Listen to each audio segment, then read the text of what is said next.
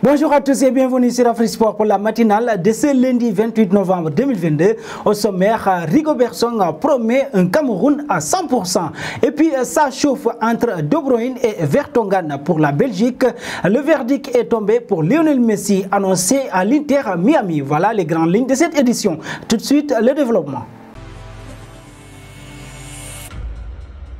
On démarre avec le Cameroun battu d'entrée par la Suisse. Les Lions indomptables doivent éviter une défaite aujourd'hui pour ne pas compromettre leur chance de qualification. Face à la presse à la veille de cette rencontre, le sélectionneur des Lions indomptables, Rigobert Song, n'a pas fui ses responsabilités. Nous savons que nous sommes dans une situation difficile. On a très bien commencé contre la Suisse et en deuxième mi-temps, on a eu quelques minutes d'inattention et cela nous a pénalisés. Maintenant, nous sommes déterminés et on garde l'esprit du fighting spirit. On n'a plus rien à perdre et on va se donner à 100%. Je reste très positif car le football a ses réalités et j'y crois. Le message que je transmets à mes joueurs est de se battre, a déclaré Rigobert Song. Un pas chez les Marocains, Walid Regragui fait le bonheur et la fierté des Marocains depuis sa nomination à la tête de l'équipe nationale du Maroc. L'ancien défenseur des Lions de l'Atlas réalise un début parfait en Coupe du Monde. Après le match nul contre la Croatie, lors de son entrée en lice, ses hommes ont battu la Belgique 2-0 ce dimanche lors de la deuxième journée de phase de poule. Et lors de la victoire de cet après-midi, l'ancien coach de Wydad Casablanca, avec qui il a remporté la Ligue des champions africaine, a enchaîné son 6e match sur le banc du Maroc sans concéder le moindre but. Mieux encore, Regragui n'a pas connu la défaite depuis qu'il a remplacé Vahid Halilhodžić en août dernier, le tout avec 9 buts inscrits. Je ne dis pas qu'on est une grande équipe, mais on sera difficile à battre, a-t-il déclaré en conférence de presse après la victoire face au Diable Rouge. Le message est passé. Et puis parlons du Costa Rica avec la stat la plus étonnante de cette Coupe du Monde.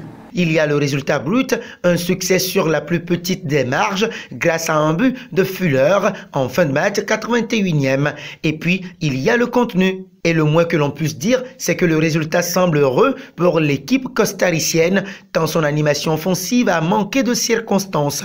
Opta indique ainsi que le Costa Rica a réussi à marquer ce but décisif tout en totalisant seulement 2 ballons dans la surface japonaise sur l'ensemble du match. Cela fait du Costa Rica la première équipe à remporter un match de Coupe du Monde malgré si peu de ballons touchés dans les 16,50 mètres adverses depuis 1996. Filons en Russie privée de toute compétition officielle estampillée FIFA ou UEFA. Depuis l'amorce du conflit russo-ukrainien, la Russie envisagerait un changement de continent footballistiquement parlant.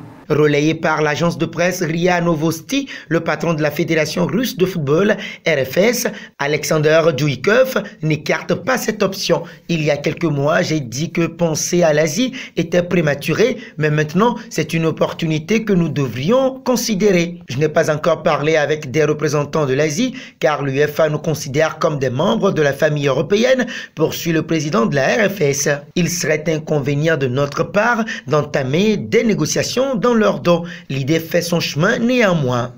Filons auprès de la Pulga, l'entourage de Lionel Messi dément tout contact avec l'Inter Miami. Le journal britannique affirme que le septuple Ballon d'Or est sur le point de trouver un accord avec l'Inter Miami qu'il rejoindrait à l'issue de cette saison au terme de son contrat avec le PSG. David Beckham, copropriétaire de la franchise floridienne qui évolue en MLS, a déjà fait état de sa volonté d'attirer l'Argentin de 35 ans. Selon le Times, Messi serait bien entouré puisque ses anciens coéquipiers du Barça, Cesc Fabregas qui évolue à Como en Série B et Luis Suarez actuellement au Nacional Montevideo seraient également recrutés.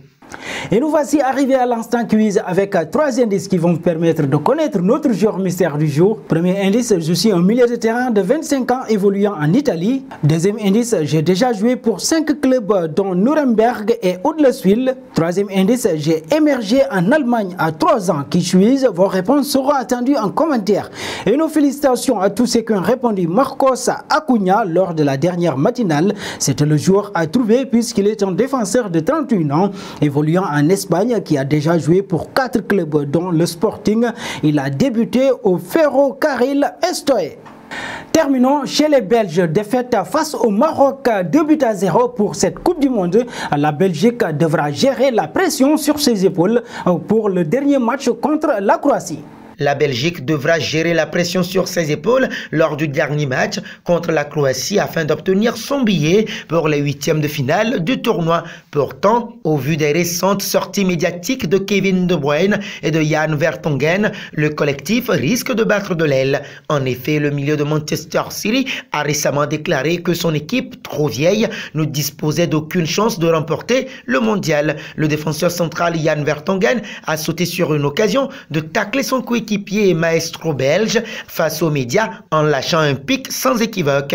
Je suppose qu'on attaque mal car on est aussi trop vieux devant. Ce message ne devrait pas rassurer les amoureux de la bande d'Eden Hazard, brillant troisième lors du mondial russe après s'être offert le scalp du Brésil au stade des quarts de finale.